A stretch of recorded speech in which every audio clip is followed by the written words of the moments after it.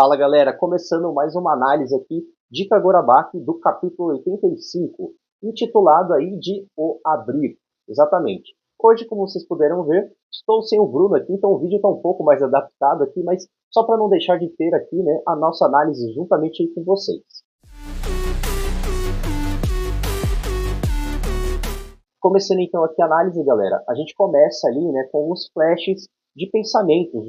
Dá para perceber que o Seishi Samura está lutando muito com os sentimentos dele ali durante a batalha com o Shihiro, né? A gente vê até a alusão do pensamento dele ali com a porta, muito ali do sofrimento dele em tentar visualizar qual que seria o futuro para Iori, né? Se as Yontous continuarem a existir. Né? E a gente vê ali, no momento atual, o momento, né, de onde a gente parou no capítulo anterior, em que o Shihiro ele dá aquela trincada na espada, né, na Yontou do Seishi Samura, né? E ao mesmo tempo ali a gente vê que a Iori está chegando ali no local onde os dois estão lutando e, né, para surpresa de todos nós ali, aquele não é o momento que o Seishi se dá por vencido, ele acaba usando o Suzaku para conseguir, né, neutralizar ali aquele golpe, né, a lâmina que tinha sido trincada, ela restaurada ali, e a gente vê no mesmo instante o Seishi Samura utilizando também o Karasu, que é o momento ali em que ele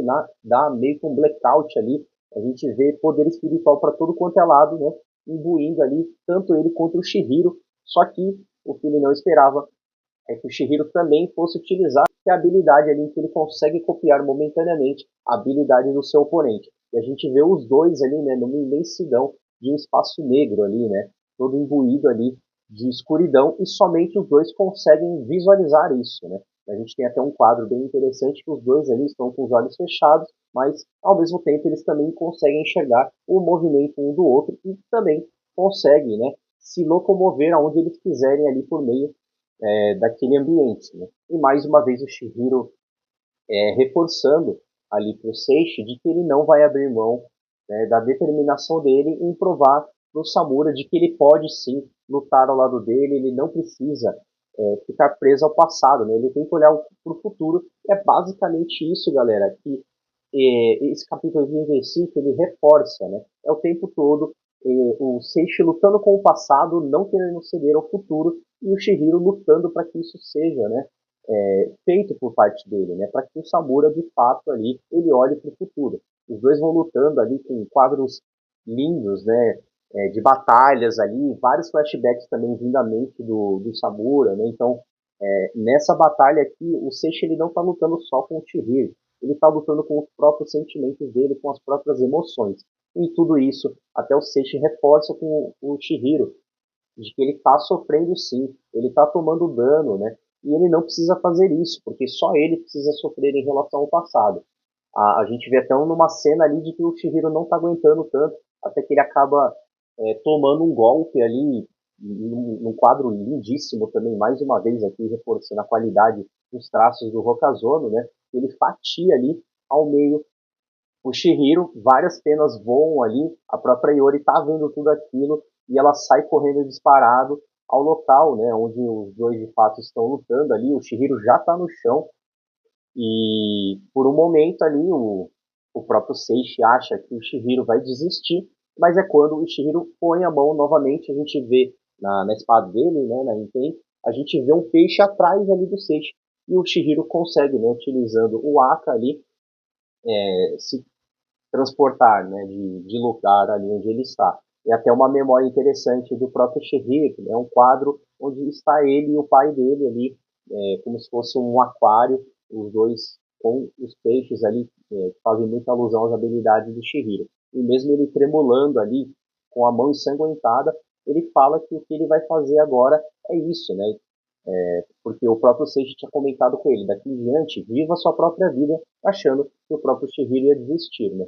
Mas quando ele faz isso, ele fala, é o que eu estou fazendo agora, eu estou lutando, né? Estou fazendo isso, estou vivendo com todas as minhas forças. Isso abala muito ali novamente o Seishi, e a gente vê novamente vários flashbacks ali da Iori, a Iori vindo, né, no tempo que a gente está, que a luta está acontecendo, ela também correndo, lutando ali com seus sentimentos também, e ambos, basicamente, né, com aspas aqui, trazem, né? O também vou lutar ao seu lado. E muito bonito, galera, muito emocionante esse capítulo aqui, né? Mais uma vez a gente vê vários quadros ali de lembranças de ambos e um momento em que novamente está à disposição ali Seishi de um lado, Shihiro do outro, e a Yori está chegando, né? E fala siga em frente ali em direção ao seu futuro.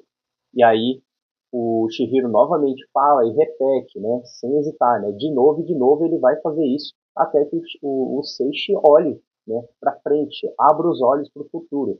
E aí o próprio Seishi já está tremendo ali.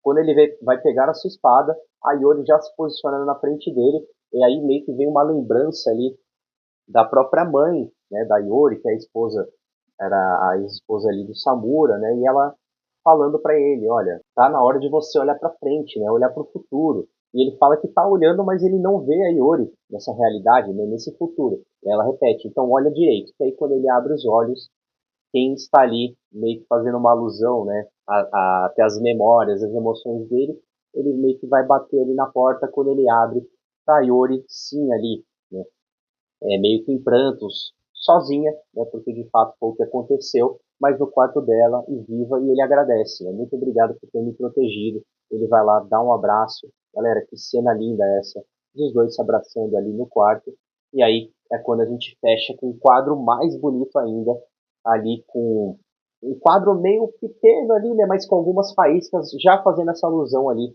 de que o Seishi estava utilizando o Suzaku. E sim, galera, a gente vê pai e filha se entreolhando ali com o Seishi abrindo os olhos. Ele curou os olhos dele, né? Ele curou todas as feridas, fazendo uma alusão, obviamente, às feridas do passado que ele tinha, todo o medo que ele tinha de olhar para o futuro.